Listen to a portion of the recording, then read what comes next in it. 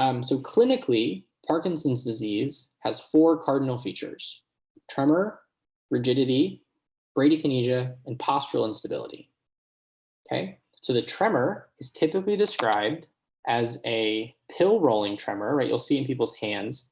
It is a tremor. There we go. I have it now, right? And often you'll see people's thumbs move. It tends to be asymmetric, so people tend to have it in one hand worse than the other, but they can have both. It often it's resting, right? And I often see people who have Parkinson's sort of hold, right? They can make it go away. They can suppress it. Rigidity is when you try and move, there's too much tone, right? So you can feel like it's not easy to move someone, sometimes described as cogwheel rigidity. So basically what that is when you're moving their arm, there's actually a little bit of tremor in their arm. So you feel like it sort of clicks like the gears on a wheel.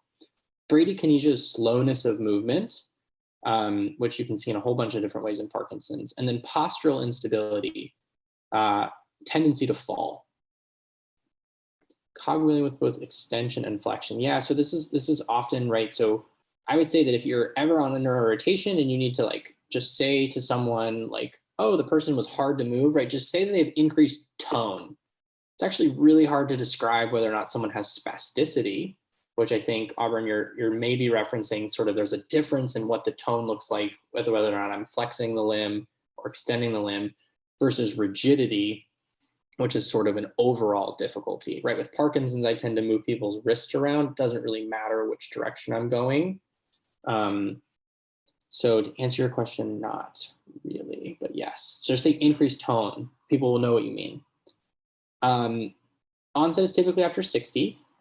There's other features, right? These aren't the features that you can make diagnoses off, but shuffling gait, right? So people will sort of be stooped over. Their feet will not really clear the floor and they'll sort of shuffle along.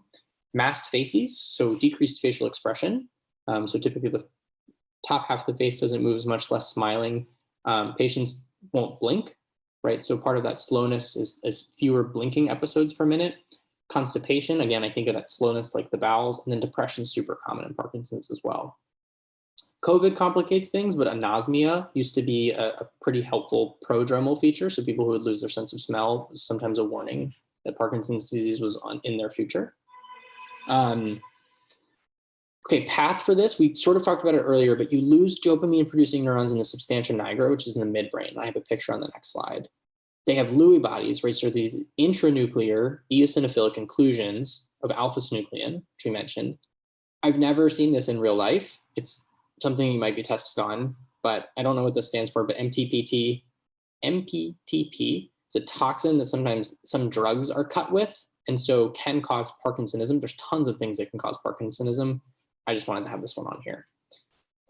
Treatment is its own entire talk. I'm happy to sort of take more time at the end if we have to go over some Parkinson's meds. Putting dopamine back into this person's body is the way to treat their Parkinson's. You can't give them dopamine directly, because I think we also use dopamine as like a pressor for people. We use dopamine for other reasons. It makes people crazy nauseous if you just give them dopamine. It's hard to get it to cross the blood-brain barrier. So there's a lot of reasons we don't use dopamine. We use levodopa, which is a pro-drug of dopamine. And then we give it with carbidopa, which prevents that levodopa from being turned into dopamine in our body, right? So I mentioned that like things like nausea and sort of the peripheral actions. I don't want that. I want all of that prodrug to make it up to the brain and then be used. So carbidopa is a peripheral, it prevents the conversion of levodopa into dopamine. So that's kind of the mainstay of treatment. If you're gonna remember one Parkinson's drug, remember that one. Meperidine is an opioid that I don't tend to think of as a Parkinson's treatment. But all of these drugs totally mix together. There's other ones, the dopamine agonists, they act directly on the dopamine receptor. Bromocriptine, cabergoline, and pramipexole are the ones that you should know about just by name, really. If you remember from some of your sort of preclinical psych lectures, increased dopamine is in the reward pathway. So actually these medicines in particular can cause gambling disorders and addictions. So we don't tend to use them as much, or we watch for them, because too much dopamine can just cause a very impulsive, sort of addicting reward behavior. MAOIB inhibitors, so selegiline and rasagiline, are selective to help and keep more dopamine available in the brain. Same with the COMT inhibitors, entacapone and tolcapone. Those also help keep more dopamine just available. You also see the drugs trihexyphenidyl and benztropine. Those are anticholinergic drugs.